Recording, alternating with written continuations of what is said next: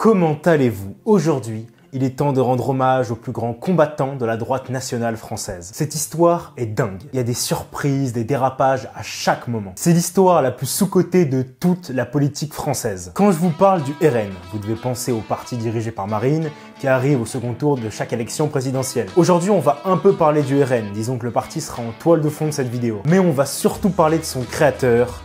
J'ai nommé Monsieur Jean-Marie Le Pen.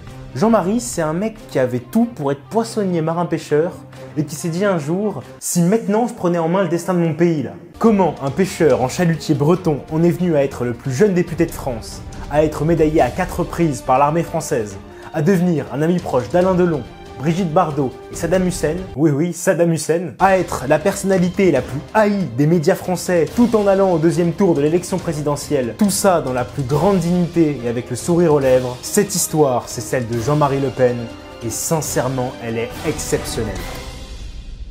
Mais avant de découvrir cette histoire de dingue, je suis fier de vous parler de l'atelier français le plus innovant du pays, Kalos. J'ai longtemps cherché comment allier mes idées à ce que je porte. Depuis maintenant 2 ans, je travaille activement avec mon frère et son équipe sur des produits portant la noblesse et la beauté de notre pays. Et bien sûr, entièrement fait en France. Et après des mois de travail, j'ai l'honneur de vous présenter notre nouvelle gamme de bijoux. Notamment l'épée des rois de France, joyeuse, portée par Charlemagne, Louis XIV et qui a sacré l'empereur Napoléon. Vous trouverez aussi notre pendentif Fides, avec inscrit en latin « Par ce signe, tu vaincras ». De quoi faire fuir les ratons et autres féministes à cheveux bleus.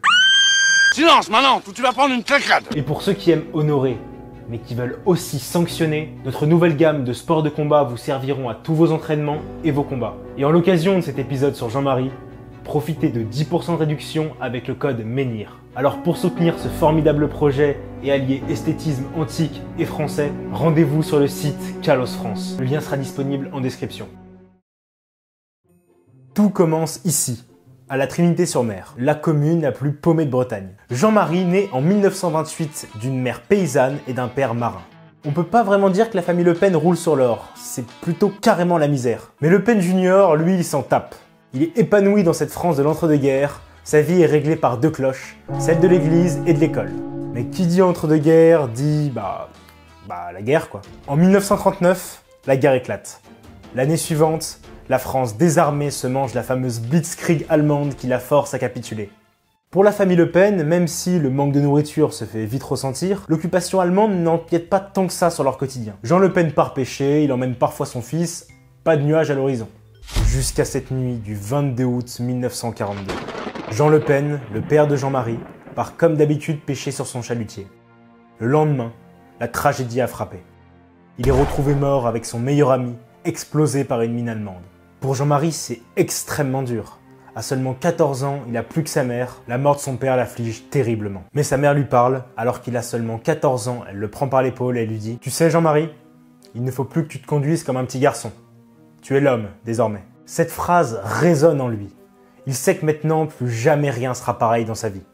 Le Pen, ça veut dire chef en breton. Comme ça, vous le savez. Mais pour Jean-Marie, ça a un sens beaucoup plus profond. Il veut incarner fièrement son nom. Et pour ça, tous les matins, il se lève à 3 heures pour pêcher puis prendre des leçons de maths à 16 heures. Ouais, c'est pas le genre d'ado à aller pleurnicher parce que la soupe est froide. Lui, dès qu'il voit sa mère un petit peu surmenée, il va l'aider pour les tâches ménagères. Donc bien avant ses 18 ans, on peut dire qu'il mène une vie de travailleur et d'homme responsable. Mais Jean-Marie, c'est pas un enfant très sage non plus. Il est plutôt du genre à se faire virer de 2 collèges différents pour indiscipline. Et seulement quelques mois après s'être fait virer du collège, il se dispute hyper violemment avec sa mère. Devinez pourquoi? Parce qu'il veut conserver les 3 fusils de son père au grenier. Pour rappel, on est juste en pleine Seconde Guerre mondiale. Si les Allemands découvrent qu'il a 3 fusils au grenier, toute la famille Le Pen y passe. Moi je dis franchement respect. À 16 ans, le Jean-Marc il enfilait pas des perles. Il en faudrait un petit peu plus des comme lui. Mais une enfance compliquée comme ça laisse des traces. Elle lui donne certes le goût des responsabilités, mais aussi celui de l'irrévérence et de la provoque, qui marqueront d'ailleurs tout son parcours politique. Mais on n'y est pas encore. Baigné dans la Bretagne des années 30, Jean-Marie Le Pen a un rêve. Et non, c'est pas de faire courir le rouquin là-bas. Je vais faire courir, moi, tu vas voir le rouquin là-bas. Lui, ce qu'il veut, c'est devenir commandant d'un navire géant de la marine. Il commandera bien un bateau, mais pas celui de la marine. En 1947, Jean-Marie a 18 ans, et avec son bac en poche, il décide de mettre le cap sur Paris. Jean-Marie tombe juste amoureux de la capitale. Son air, son architecture, ses femmes, et la fac de droit où il prépare une licence. Absolument tout lui plaît, d'autant qu'il travaille hyper dur pour y vivre. Il va bosser à la mine tout l'été pour avoir un peu d'argent et entre les cours, il fait ambulant des PTT, une espèce d'équivalent de postier. Jean-Marie renonce à tous ses loisirs pour vivre dans la ville de son cœur. Tout est beau pour le moment, tout est rose, sauf une chose. La propagande communiste. Pour le moment, on a parlé de son enfance plus que difficile pendant la Seconde Guerre mondiale, les tickets de rationnement, le renvoi de son école et la mort tragique de son paternel. Mais à l'époque, c'est pas si extraordinaire. Des milliers d'autres enfants connaissent ce destin. Là, vous devez vous demander, qu'est-ce qui amène le menhir à avoir le destin qu'on lui connaît? Jean-Marie Le Pen, à la différence des autres, a une phénoménale sensibilité politique. Dès ses 17 ans, à la Libération, lorsqu'il voit l'épuration faite par les communistes, il assiste à des scènes plus que dégueulasses. Il voit des femmes tondues en place publique, il voit des hommes jugés, humiliés et tués sans aucune forme de procès. Jean-Marie est juste révolté par l'instrumentalisation politique des communistes à la Libération. Lui en plus, qui vient d'une famille modeste, plus jeune, il avait failli s'encarter au Parti communiste français. En 1945, il est écœuré par ce parti de pseudo-défenseurs du petit peuple qui fait tant de mal à son pays. Mais c'est que le début de son anticommunisme. À la fac de droit, Jean-Marie est un jeune homme brillant. Par sa prestance, il s'impose très vite comme un grand leader. Tellement qu'à peine 20 ans, il est élu chef de la corporation de droit. Et avec ce poste, il se dit, il y a 2-3 trucs en politique française qui vont pas trop. Il remarque que les communistes ont une influence tentaculaire sur la politique française. Toute petite parenthèse, à l'époque de Jean-Marie, le communisme, c'est pas Poutou. Régularisation de tous les sans-papiers.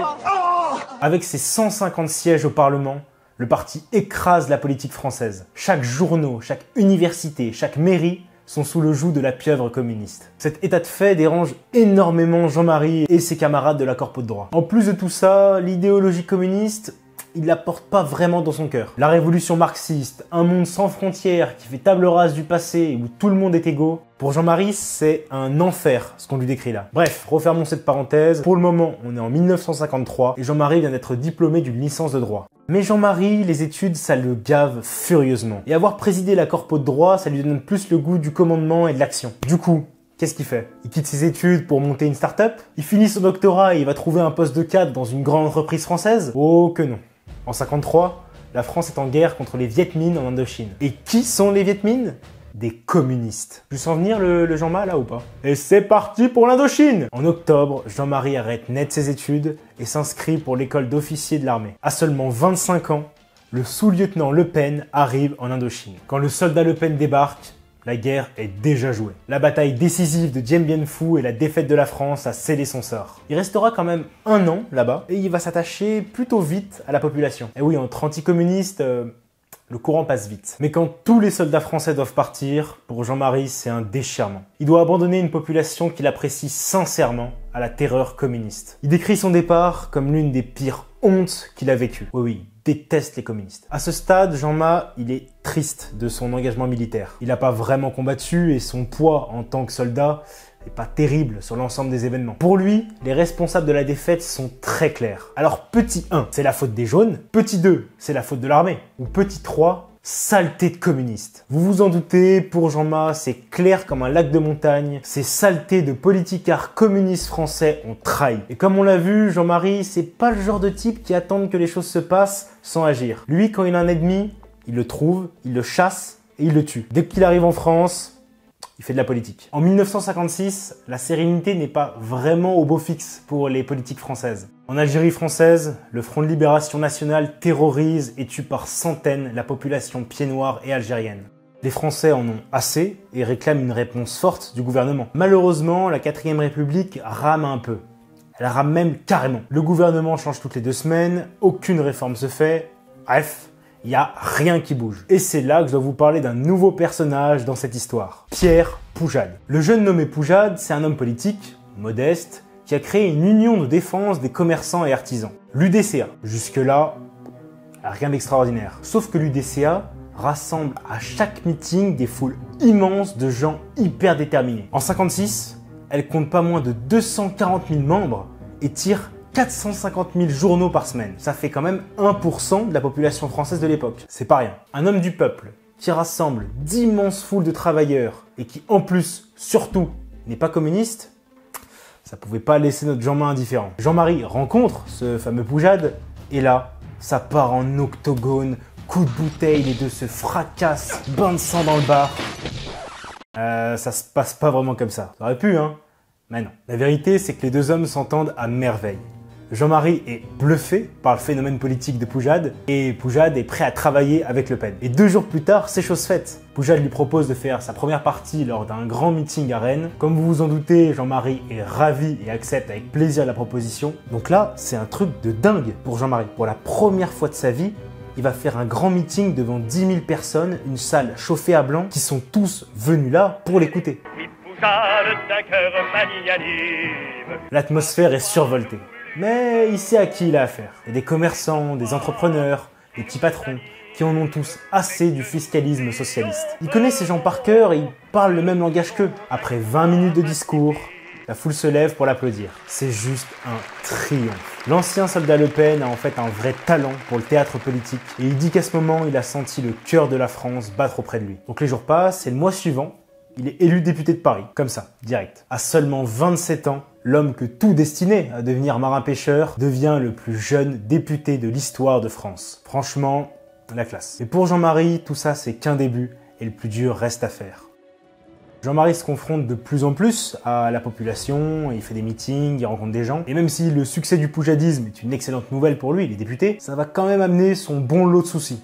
À chaque réunion du parti, des communistes viennent pour en découdre. Et Jean-Marie, c'est pas le dernier à la bagarre. Le gars, il sait se battre. Il a fait l'Indochine et c'est pas un très grand fan de Lénine. Alors il s'emploie, malgré lui, à en découdre à chaque meeting, ce qui lui vaut d'être blessé des dizaines de fois. D'ailleurs, c'est peut-être ces affrontements à répétition qui vont lui donner le goût de la prochaine partie de sa vie. Comme on l'a vu, en 1956, l'Algérie française vit des heures bien sombres. Les attentats du FLN frappent la population tous les jours, les pieds noirs répondent de plus en plus violemment, et l'État français est totalement dépassé par la situation. La France doit-elle rester en Algérie? Malgré un talent indéniable, Poujade, il est vraiment dépassé par la question algérienne. Alors qu'un fameux concurrent du nom de Gaulle est clair sur ses positions. Il veut conserver l'Algérie française, ce qui rassure évidemment la population.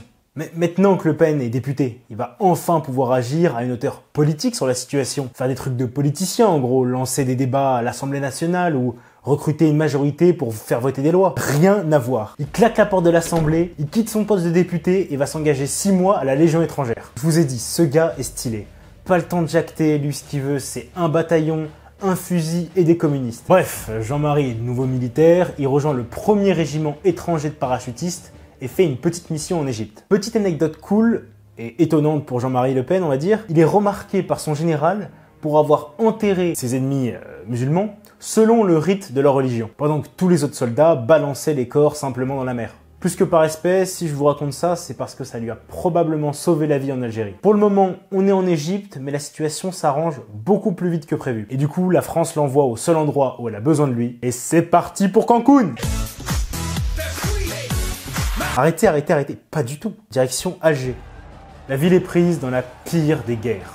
Une guerre terroriste. Le FLN décime la population civile dans des attentats aveugles. Ramdan, l'un des chefs du FLN, envoie des messages très clairs. Pour chaque maquisard guillotiné, 100 Français seront abattus sans distinction. Au moins, pas de surprise, tu sais à quoi t'attendre. Et la situation est tellement horrible qu'en janvier 57, le ministre Robert Lacoste donne les pleins pouvoirs du maintien de l'ordre à l'armée. Pour Jean-Marie, c'est une grande déception. Il a rejoint l'armée pour s'illustrer dans des grands champs de bataille, avec le drapeau à bout de bras, et là il se retrouve à faire la police antiterroriste. Qu'importe, les ordres sont les ordres et la France est en danger. Mais la réponse du FLN est juste terrifiante. Les chefs du mouvement imposent une grève générale à toute la population d'Alger. Et ceux qui osent naturellement aller à leur travail se mangent une balle dans la tête. Voilà. Efficace. Pendant 3 mois, Jean-Marie travaille sans cesse. Avec son régiment, il démantèle un à un les réseaux terroristes. Et il fait tellement bien son devoir que la France le décore de la croix de la valeur militaire.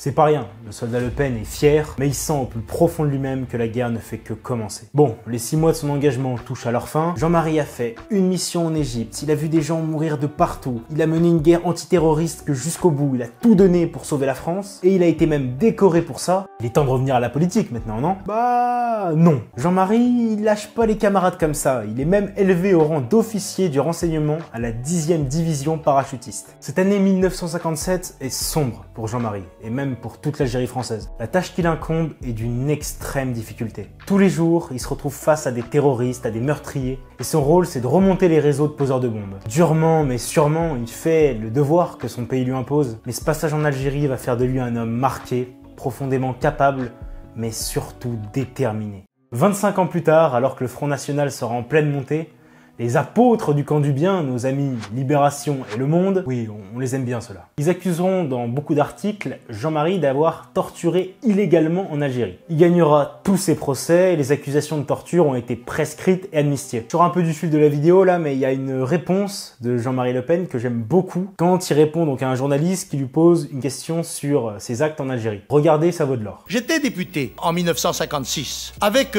mon camarade de Marquet et je crois Klosterman. Nous avons quitté notre siège de député pour aller en Algérie nous battre avec les gens du contingent et les rappeler, pour leur montrer notre solidarité. J'ai servi en Algérie, j'en suis fier, avec honneur, et j'ai été décoré de la Croix de la valeur militaire. Mais les hommes qui ont fait la guerre haïssent la guerre, en fait, n'est-ce pas?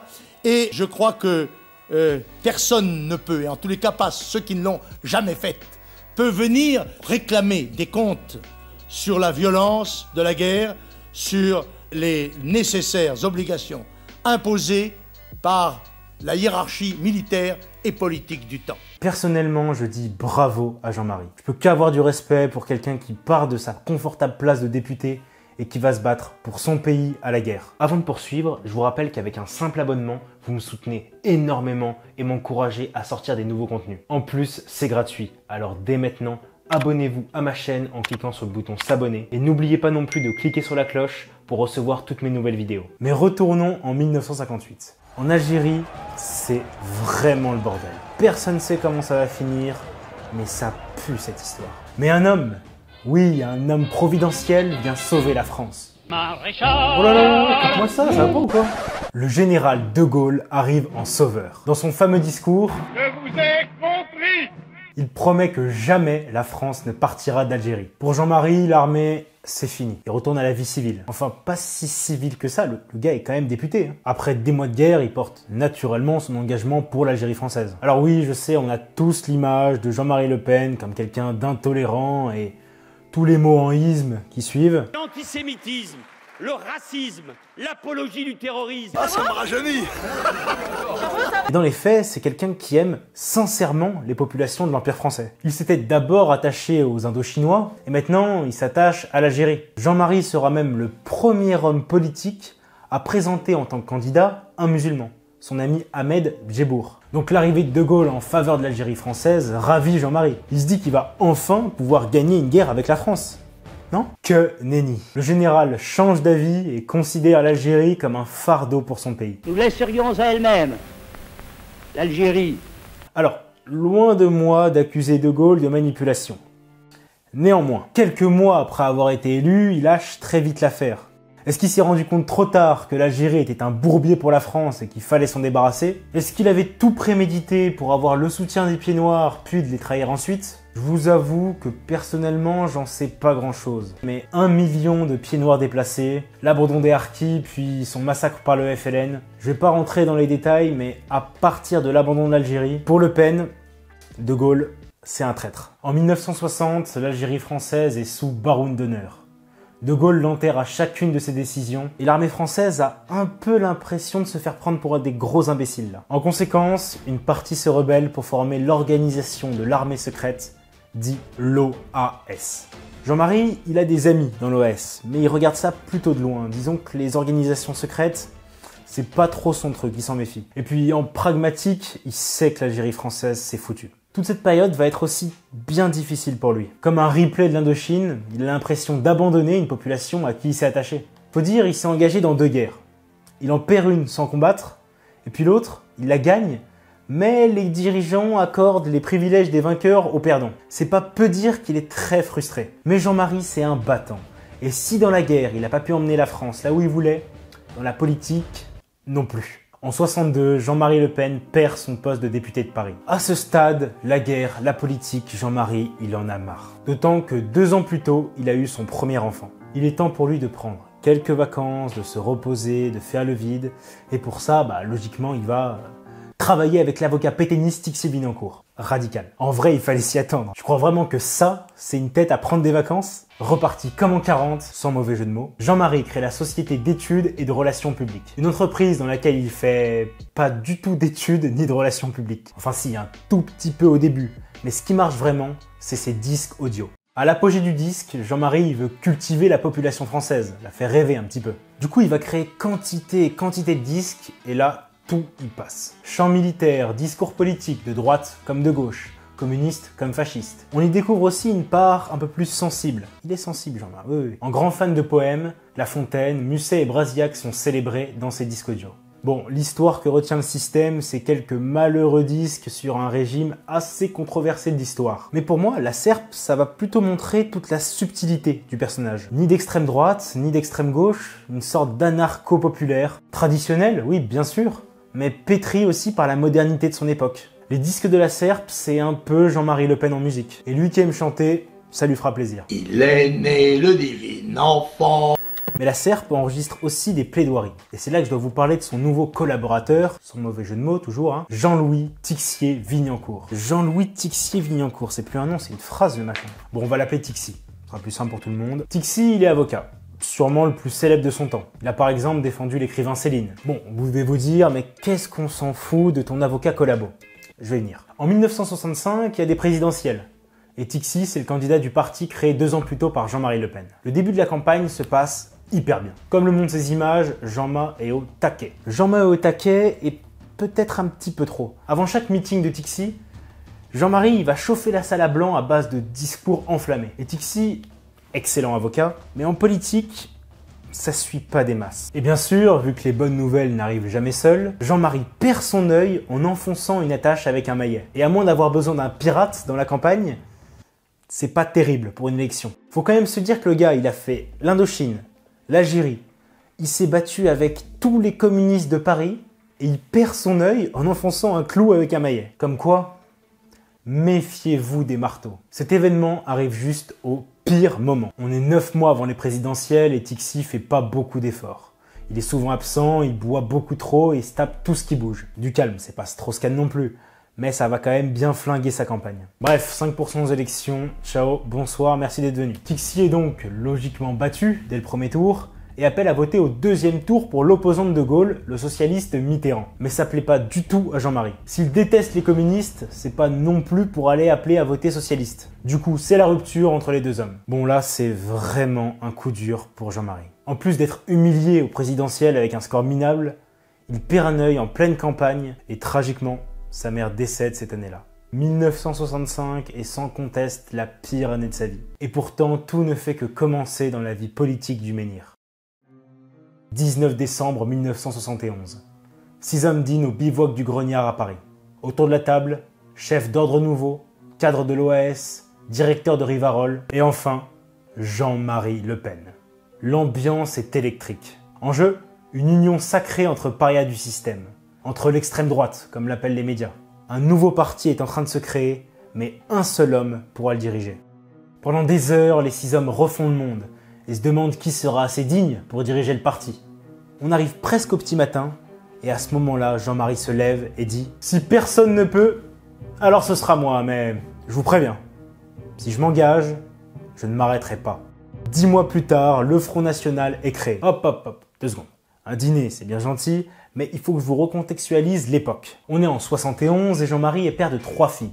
Marie, Pierrette et la petite Marine, alors âgée de 3 ans. Oh, mais si c'est pas mignon. Les étrangers dans l'avion. Depuis l'échec de Tixi, entre la politique et Jean-Ma, c'est pas du tout le grand amour. Faut dire que De Gaulle faisait plutôt du bon boulot et qu'avec une famille sur les bras, fallait bien faire tourner la boutique. Ce qu'il fait pendant 6 ans, où il se focalise à fond sur son entreprise de disques et sa famille. Mais comme le soleil rappelé par le jour, Jean-Marie ne peut pas esquiver son destin politique. Cette année 71 sonne la fin de sa retraite politique. Alors vous devez vous dire, mais pourquoi 71 plus qu'une autre année? En fait, ça fait 3 ans qu'en France, ça bouge. Le pays change littéralement de visage. Mai 68 a ouvert le courant libertaire, et la gauche fanfaronne dans tous les milieux sociaux. Le caractère anticapitaliste, anti-bourgeois de notre lutte. Ensuite, le décès de De Gaulle en 70 laisse un très grand vide en politique. À 43 ans, c'est le moment parfait pour Jean-Marie d'enfin accomplir son rêve. Vous vous souvenez, il va être grand amiral d'un bateau de guerre. Il va l'être, mais en politique. Bon, tout ça c'est bien beau, mais il y a un hic. Toute la famille politique de Jean-Marie est divisée en petites querelles de clochers. Depuis la dissolution d'Occident en 68, qui était déjà pas hyper solide, faut bien le dire, la droite nationale, c'est un bordel, mais un bordel. Royalistes, catho-tradis, néo-païens, nation-révolutionnaires et républicains. Pourtant, dans le fond, tous ces gens s'entendent sur quelques trucs, mais impossible de les réunir. C'est un peu le problème de la droite depuis toujours en fait. Mais Jean-Ma, il est au-dessus de tout ça. Impossible n'est pas français, et lui seul sait sur quel pied danser pour réunir tout ce beau monde. Il reconnaît deux points communs qui pourraient réunir toute cette famille politique. Premièrement, le patriotisme, et deuxièmement, l'anticommunisme. C'est justement sur ce credo que le 5 octobre 1972, à la salle de l'Horticulture de Paris, le Front National pour l'Unité Française est créé. Mais diriger un parti, c'est une galère de dingue en fait. Mais pour ça, Jean-Marie peut compter sur des gens de confiance qui ont fait leurs preuves, des gens sans antécédents qui valoriseront le parti auprès du grand public. Voyons le trésorier par exemple. Pierre Bousquet, ancien SS, membre de la division Charlemagne. Bon, vous l'aurez compris, il y a des gens au passé pas net au FN. Anciens de l'OS ou de la milice française, pétainistes en tout genre, le casting est disons clair-obscur. Mais pas de jugement hâtif, ne nous avançons pas trop vite. Au sein du FN, on retrouve aussi des anciens résistants comme Georges Bidault ou De Marquet, et d'innombrables Français de confession judaïque, comme Robert Ermedinger, le descendant de Dreyfus. Finalement, le FN est l'image de Jean-Marie, d'une droite nationale et populaire, mais aussi subtile et hétérogène. En tant qu'ancien combattant, Jean-Marie aime les hommes engagés et dévoués. Il dit regarder d'un même œil, c'est le cas de le dire, ceux qui ont eu le courage de se battre pour leurs convictions. Enfin, la doctrine du parti, vous allez voir, c'est plutôt simple. Grandeur de la France et pérennité de son peuple. Simple, efficace. Bon, on a le théorique, mais pour le moment, à part quelques initiés, personne connaît le FN. Ça, c'est l'affaire de quelques jours, parce que tout commence à merveille pour Jean-Marie et le Front National. Ils s'achètent même des locaux au bout de quelques semaines. Rien ne se passe comme prévu. L'année 1973 est la plus dangereuse pour le Front National. Jean-Marie doit faire face à une succession de séparations, de compromis, de renvois de membres. Clairement, c'est le bordel. Tellement que Jean-Marie a failli fermer boutique un paquet de fois cette année-là. On peut dire qu'on a connu meilleur départ, effectivement. Mais Jean-Ma, il y croit. Il ressent le sentiment de malaise que les Français ont devant l'enlaidissement des villes. Le malaise moral de l'avortement à grande échelle. Il assiste au début de la décadence occidentale et il s'interdit sur l'honneur d'abandonner. Première élection pour le parti, 1,32% de moyenne, et Jean-Marie a le plus gros score avec 5,22%. Que la bataille politique se déroule réellement à l'échelon électoral. Autant dire que c'est pas terrible, mais pour un parti tout neuf, ça passe. On a connu pire. Pendant l'été, ça va se tabasser très fort dans les rues de Paris. Les jeunes d'Ordre Nouveau, qui constituent une bonne part des adhérents du Front National, se frappent quasi tous les jours violemment avec des ligues communistes. Carton rouge, c'en est trop pour le ministre de l'Intérieur qui dissout Ordre Nouveau. Mais pour Jean-Marie, cette dissolution est une occasion en or pour renvoyer Ordre Nouveau. Certes, c'est un soutien du parti, mais depuis le début, Jean-Marie veut faire du FN un grand parti national et populaire, respecté et respectable par tous. Malheureusement, tant qu'il y a des membres instables qui se comportent comme de la racaille, ça risque pas d'arriver. C'est pas un choix évident que doit faire Jean-Marie, mais à un moment il faut savoir séparer le bon grain de l'ivraie, et c'est exactement ce qu'il va faire. À l'automne, ni une ni deux, il se sépare d'Ordre Nouveau, ce qui lui permet en plus de devenir le chef incontesté du parti. C'est plutôt pas mal. Bon, maintenant qu'il a éliminé ses concurrents, il est temps de gagner des élections, non, pour le FN? Non, pas vraiment. En 1974, il y a des présidentielles. Aux élections présidentielles prochaines, mais le parti n'est pas en place du tout. Ordre Nouveau, qui a été donc écarté du FN, soutient l'opposant Giscard, qui en plus fait une campagne bien nationaliste, donc sur le même registre que le tout jeune FN. Vous n'avez pas, monsieur Mitterrand, le monopole du cœur. Vous ne l'avez pas. Conséquence, 0,74% pour Jean-Marc. C'est tout pourri. Quand il voit ça, Jean-Marie, à votre avis, il fait quoi? Il va mettre le FN de côté pour se focaliser sur son entreprise? Il recrute encore Ordre Nouveau pour augmenter ses effectifs? Ou il claque tout son argent pour faire de la propagande? Et c'est parti pour aller coller des affiches. Pendant 8 ans, Jean-Marie va investir tout son temps et son argent pour le développement du parti. Télévision, affiches, organes de presse, tractations et porte-à-porte. Le FN de Jean-Marie ne laisse rien au hasard et tisse leur toile sur la politique française. Il a un programme plutôt simple. Grand remplacer les communistes. Bon ok, c'est un tout petit peu plus complexe que ça, mais l'idée est là. Dans les années 70, la propagande communiste gagne partout. Les intellectuels occidentaux ignorent, ou font semblant d'ignorer, les morts des dictatures bolcheviques. En plus, les universités françaises se transforment en goulag mental où le patriotisme est brutalement réprimé. Face à la situation, Jean-Marie va riposter, avec un programme libéral, patriote et social. Oui, l'UDR est en train de vendre la patrie en viager au communisme, et cela, nous ne pouvons le tolérer. Et devinez quoi? Ça marche pas du tout. Aux élections de 78, le Front National fait une moyenne de 0,33% sur le territoire. C'est pire que leur première élection. Bon, là pour Jean-Marie, je crois que ça sent un peu la fin. À 50 ans, il n'y a rien qui décolle, il fait moins d'un demi% par élection. Je crois qu'on peut laisser tomber. Que nenni. Pour Jean-Marie, tout ça, c'est normal. En 1978, la France a le plein emploi. La dette est quasi inexistante. L'école enseigne encore quelque chose à nos petites têtes blondes. Et les petites têtes sont encore blondes. Ni l'immigration, ni l'islam est un danger. Enfin bref, vous avez compris, le climat est bon et les affiches inquiétantes du FN font plus sourire les passants que leur donner envie de voter. Mais tout vient à point à qui sait attendre. Et Jean-Marie, il a un plan. Symbole du peuple et de la patrie. Bergère à 14 ans. Général à 17. Martyr à 18. Et nous venons te dire aujourd'hui, la reconquête est commencée. Déjà, il fait un constat simple. Si la politique française continue de donner des gages à la gauche, dans 40 ans, la France est foutue. Alors, s'il avait raison ou pas, bah écoutez, c'est à vous de me le dire dans les commentaires, mais en tout cas, pour lui, c'est clair. Avec 40% du PIB en taux de prélèvement obligatoire, le rassemblement familial qui encourage l'immigration massive, et la loi Veil sur l'avortement, tout va partir en cacahuète en un demi-siècle maximum. Et lui, à ce moment-là, il espère une seule chose, aider les Français à se réveiller. En plus, pour le faire attendre, Jean-Marie, le destin va plutôt le mettre bien. En 1976, suite à la mort de leur ami Hubert Lambert, grand héritier d'une famille d'industriels, les Le Pen touchent un grand héritage. Il ne faut pas croire non plus, hein, c'est un triste événement pour Jean-Marie. Il perd un camarade avec qui il a lutté quasiment toute sa vie. D'autant que recevoir un héritage pareil, ça crée beaucoup de jalousie et de soupçons autour de lui. Mais la bonne nouvelle, en plus d'être riche bien sûr, c'est que maintenant, il peut être à 100% indépendant. On sait à quel point en politique, la corruption existe de partout, et avoir un certain capital, ça permet d'éviter justement d'être trop facilement corruptible. Donc cet héritage les met définitivement hors de danger. Enfin ça, c'est ce qu'il croyait. Pendant une triste nuit de novembre, Jean-Marie et sa famille rentrent d'un dîner en ville. En route, il crève un pneu sur le pont de l'Alma à Paris. Il va prendre une demi-heure pour changer le pneu, il repart, et là... L'attentat qui a été commis contre le domicile de Jean-Marie Le Pen, président du Front National, ce matin. Cette explosion, cet attentat, visait de toute évidence à tuer, n'est-ce pas? À tuer aveuglément, sauvagement. Et pour changer, l'attentat est revendiqué par un comité antifasciste. Ah ouais, à l'époque, les antifas, ça rigolait pas. Hein. Après les méthodes, on a connu plus courageux. Enfin bon, maintenant, Jean-Marie, il a une femme, 3 enfants et il est riche. Après avoir vu sa vie défiler devant son œil, il va bien prendre une petite retraite bien méritée. C'est très mal le connaître. Après cet événement, c'est un déclic dans sa tête.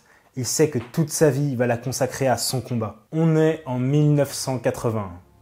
10 ans sont passés depuis la mort de De Gaulle, les socialistes sont au pouvoir et la télévision française présente des émissions de propagande pro-immigration. Les Français les plus défavorisés voient leur vie calme perturbée et leur économie s'amoindrir. Des grands patrons comme Bouygues profitent de l'immigration pour faire chuter les salaires. Il emploie dans son entreprise environ 80% de main-d'œuvre étrangère sur les chantiers. C'est une excellente main-d'œuvre parce qu'elle est jeune.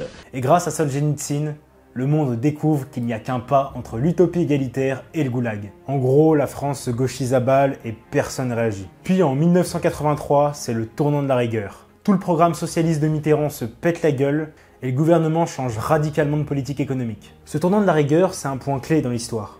Parce qu'à ce moment-là, les électeurs communistes et socialistes, ils commencent à se demander pourquoi ils ont voté. Ils voient que tous leurs salaires sont gelés et en plus, il y a des nouvelles populations musulmanes qui se regroupent massivement en banlieue. Vous pouvez imaginer que la classe populaire n'a pas vraiment voté à gauche pour ça. Les communistes leur mentent et leur politique est un vrai désastre. Et beaucoup d'électeurs se disent, bon bah il est peut-être temps d'aller trouver un autre candidat là. La vidéo devient assez longue, mais vous n'avez pas écouté pour rien.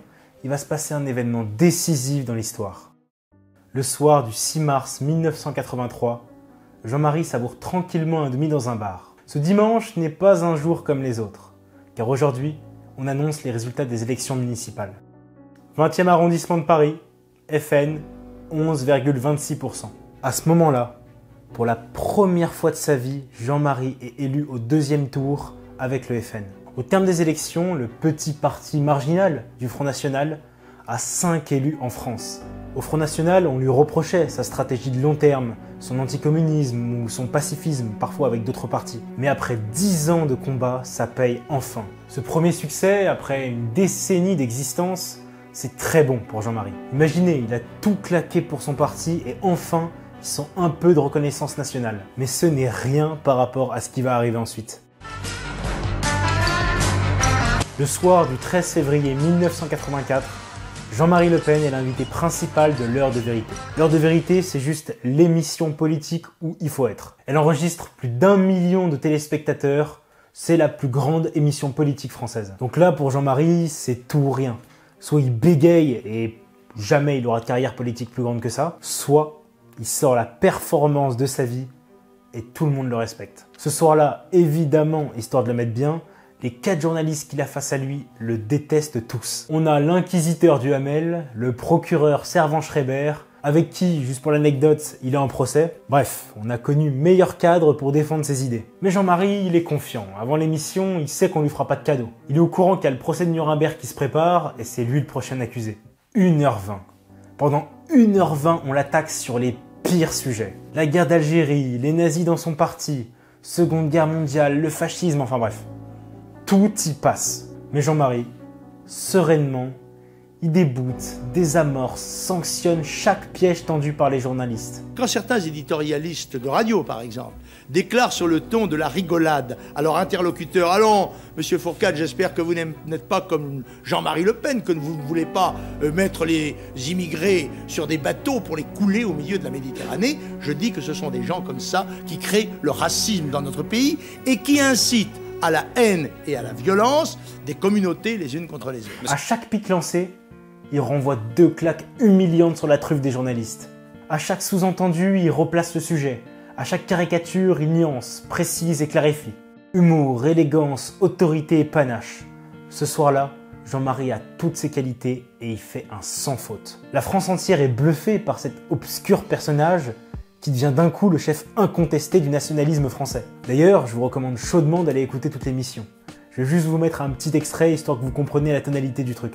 Et je voudrais, puisque dans ce domaine, les silences sont souvent plus pesants que les discours, moi aussi me lever à mon tour pour tenir une minute de silence, ou quelques instants de silence au moins, pour, en mémoire de tous ceux qui sont tombés, des dizaines de millions d'hommes tombés dans le monde sous la dictature communiste, et d'avoir une pensée fraternelle à l'égard des millions d'hommes qui sont dans les camps et au goulag. Moi, je suis journaliste et je continue à poser mes questions, si vous le voulez bien. Je voudrais aborder les thèmes économiques. Alors, je voudrais poser une question particulièrement sur les restructurations industrielles. Vous avez compris, ce soir-là, c'est lui le marin et l'émission Son Navire. Il dirige ça comme un patron et les récompenses vont vraiment pas tarder à tomber.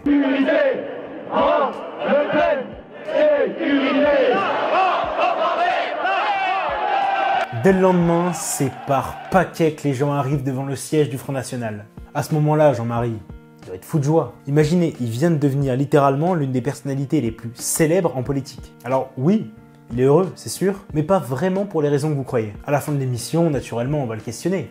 Comment ça s'est passé, comment tu te sens, tout ça. Il dira seulement une chose, ma plus grande fierté, c'est d'avoir enfin mis la lumière sur l'horreur du communisme. Jean-Ma, quand il a un ennemi, il l'oublie pas. En tout cas, après cette émission, le FN et Jean-Marie rentrent dans une nouvelle phase. Plus personne en France peut ignorer l'arrivée d'un nouveau parti nationaliste, proche du peuple et anticommuniste. Mais pendant combien de temps le nouvel âge d'or du FN durera? Comment Jean-Marie va s'imposer comme l'anti-système incarné? Par quels moyens le parti s'est maintenu jusque maintenant et quels sont ses rapports avec sa fille? Tout sera dans la deuxième partie, alors pour rester connecté, abonnez-vous. Cette vidéo m'a demandé un travail considérable de recherche, donc si ça vous a plu, n'hésitez pas à la rémunérer avec un pouce en l'air, de la partager, de la commenter, et bien sûr en vous abonnant à ma chaîne. Surtout, prenez soin de vous et à très bientôt pour la deuxième partie.